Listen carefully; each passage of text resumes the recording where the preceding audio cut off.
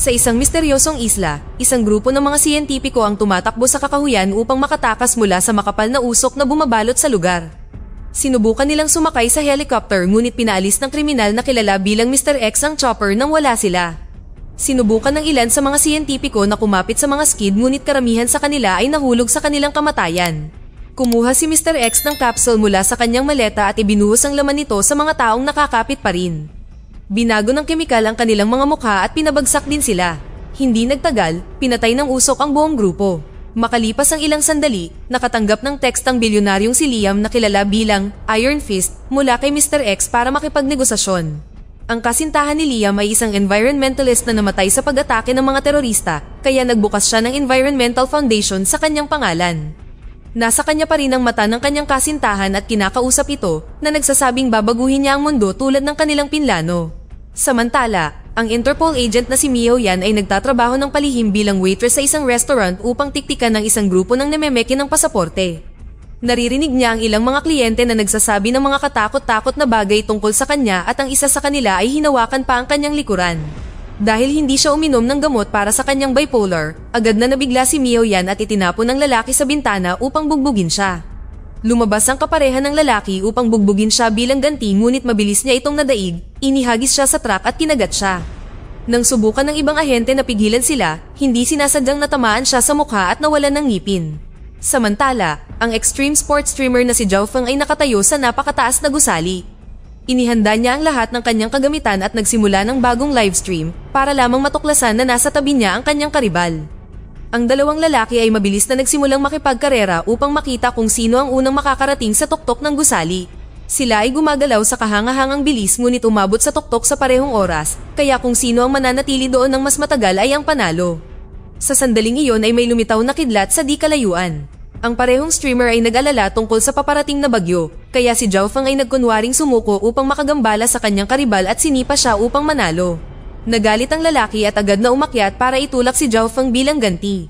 Sa kasamaang palad, nasira ang harness ni Zhao Feng at nagsimula siyang mahulog, nasira ang kanyang camera sa proseso. Mayroon siyang parachute para sa ganitong emergency, ngunit naputol din ang isa sa mga lubid at bumagsak siya sa isang gusali. Nakita ng sensor ang kanyang presensya at binuksan ng pinto, kaya napunta si Zhao Feng sa loob at natagpuan ng isang gang ng mga kriminal. Naghanda ang isa sa mga bodyguard para barilin siya ngunit agad na pinutol ng kanyang amo ang daliri nito para pigilan siya dahil sa tingin niya ay si Zhao Feng ang dealer na hinihintay nila. Pagkatapos ay ipinakita sa kanya ng lalaki ang isang maleta na may kemikal na tinatawag na DM85 at ang antidote formula nito bago tinanong ang maleta ni Zhao Feng bilang kapalit. Sinubukang magkunwari, sinabi ni Zhao Feng na kailangan niyang lumabas para kunin ito para lamang pagbantaan siya ng kriminal boss na sasaktan siya. Sa sandaling iyon, dumating ang totoong dealer na napapalibutan ng mga bodyguard, kaya nagpanggap si Zhao Feng bilang middleman. Pinaniwalaan ng mga kriminal ang kasinungalingan at nagsimulang makipagtalo sa palitan na naging dahilan upang ilabas ng lahat ng bodyguard ang kanilang mga armas. Si Zhao Feng na takot ay pinagpalit ang mga maleta at sinubukang ipahayag na tapos na ang deal, ngunit naantala sila ng pagdating ng tunay na middleman. Tumakbo si Zhao Feng para yakapin siya habang nagpapanggap na magkaibigan sila at sinabihan siya ng lalaki na tumakbo bago bumagsak sa kanyang kamatayan. Habang tumatakbo si Zhao Feng, bumukas muli ang mga pinto at lumitaw si Bruce. Naghagis siya ng sigarilyo sa mukha ng isang gangster na nagdulot ng pagsabog. Nagpaputok ang magkabilang panig ngunit hindi sila makapuntirya ng maayos dahil sa usok. Ginamit ni Bruce ang distraction para maghintay sa chandelier at sa sandaling makakita siya ng pagkakataon, tumalon siya pababa para simulan ng pagbugbog sa lahat ng kriminal gamit ang isang karayom bilang sandata. Ang kanyang mga kasanayan sa pakikipaglaban ay namumukod-tangi at ang kanyang bilis ay nagpapahintulot sa kanya na tumalon sa buong silid na pinatumba ang mga lalaki ng paisa-isa. Nakatakas ang isa sa mga lalaking may maleta, ngunit nahanap ni Bruce ang isa pa.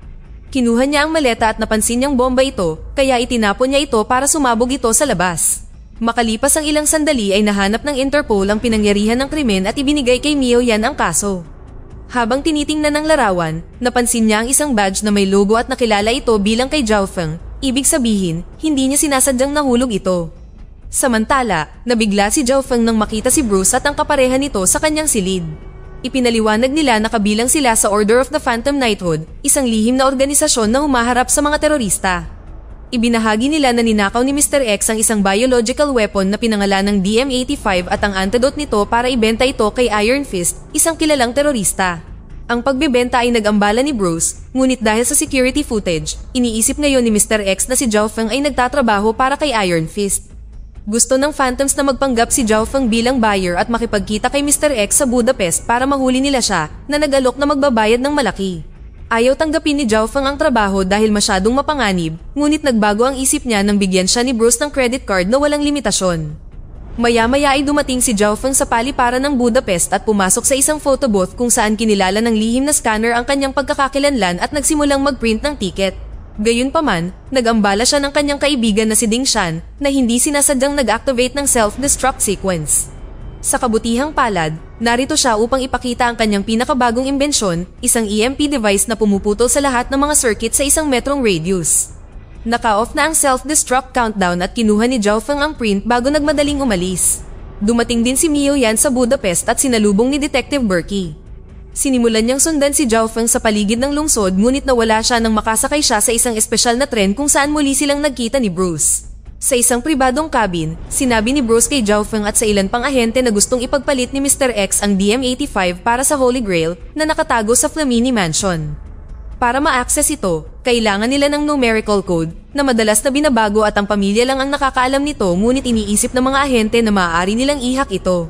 Sa loob ng 2 araw, magkakaroon ng birthday party sa mansyon para sa anak ni Flamini, kaya ito ang perpektong pagkakataon para sa mga ahente na nakawin ng Grail para maipagpalit ito ni Zhao Feng kay Mr. X. Nagreklamo si Zhao Feng na wala siyang gagawin hanggang doon at pinagalitan siya ni Bruce dahil hindi niya napansin na may sumusunod sa kanya. Pagkatapos ay pinaalis ni Bruce si Zhao Feng at ang tren ay agad na itinago sa ilalim ng lupa.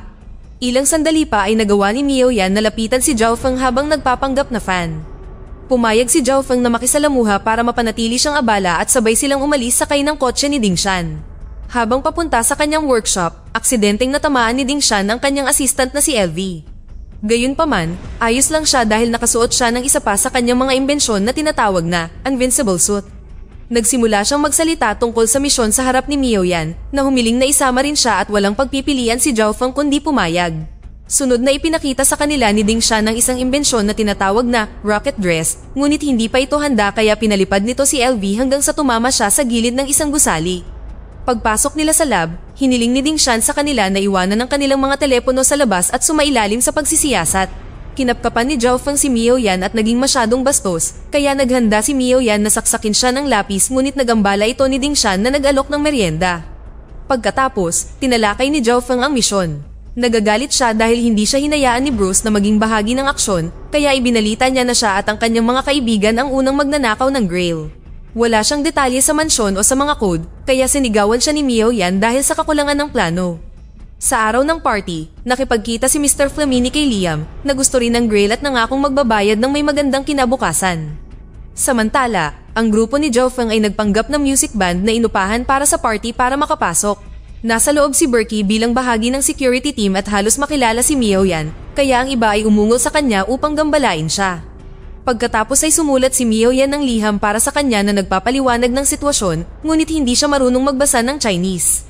Nang bigyan sila ng silid upang maghanda, inilabas nila ang lahat ng kanilang kagamitan.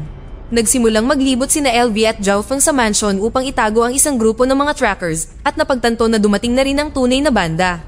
Ginulo nila ang manager at tumakbo upang magtago sa isa pang pasilyo kung saan tinanggal nila ang kanilang mga balat-kayo at naghiwalay. Pagkaraan ng ilang segundo, nakita ng manager si Mio Yan na ipinadala ang mga bantay para habulin siya.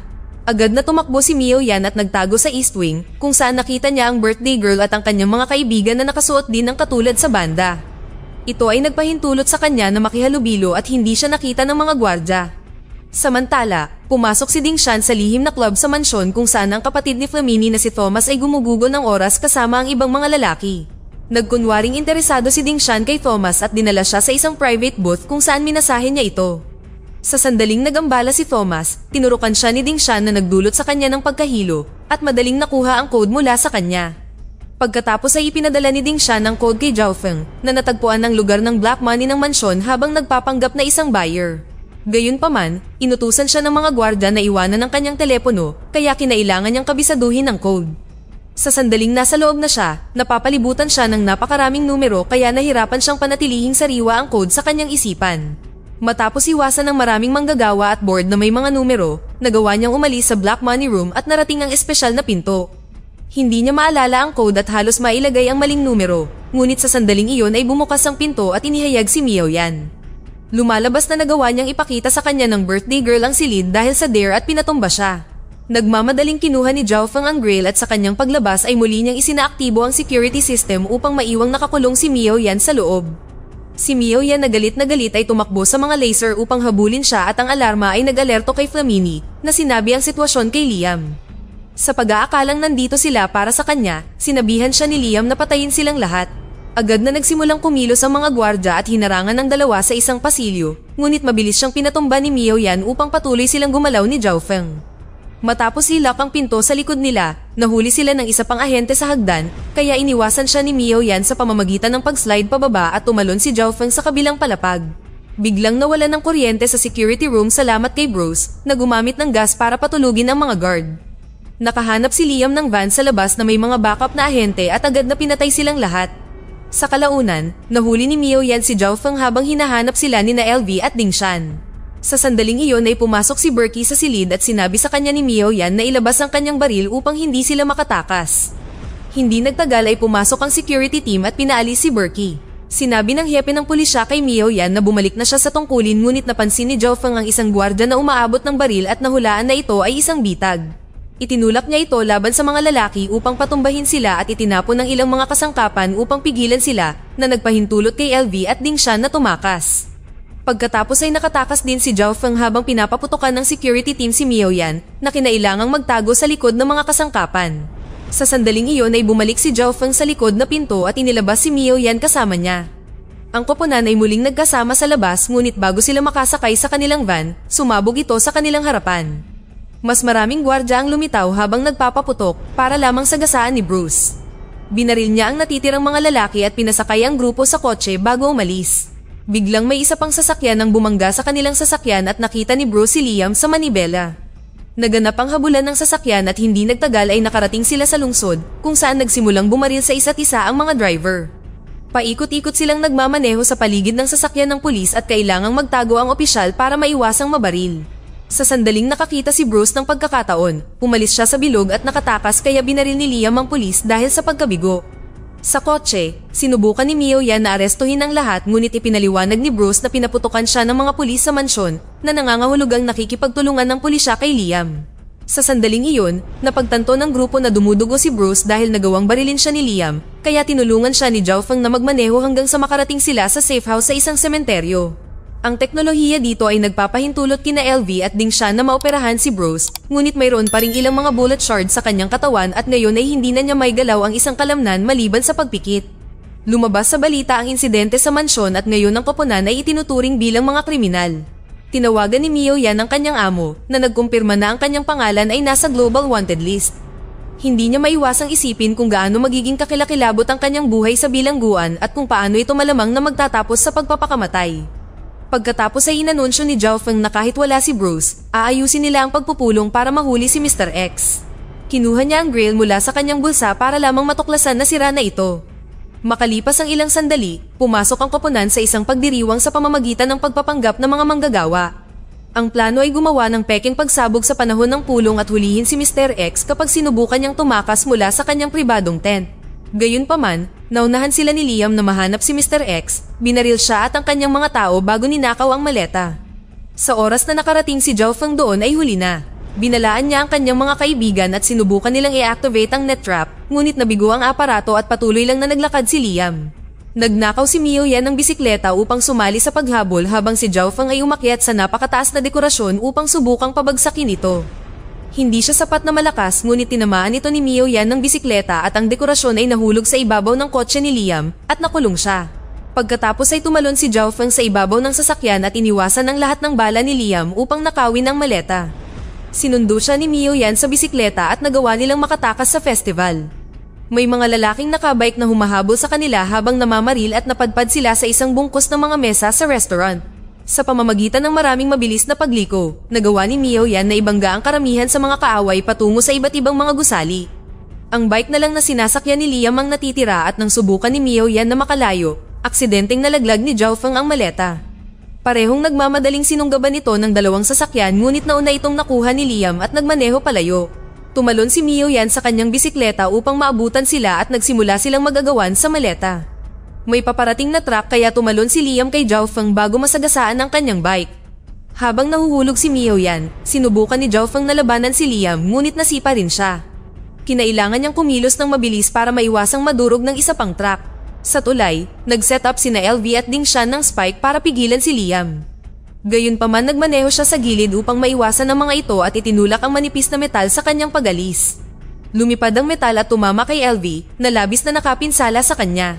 Maya-maya sa ospital habang si LV ay nasa operating room, sinabi ni Zhao Feng na gusto niyang ipaghiganti siya ngunit sinimulan siyang pagalitan ni Mio Yan dahil sa palaging pagtrato sa mga bagay na parang laro. Nang sigawan ni Ding Shan ang dalawa, umalis si Zhao Feng nang walang salita.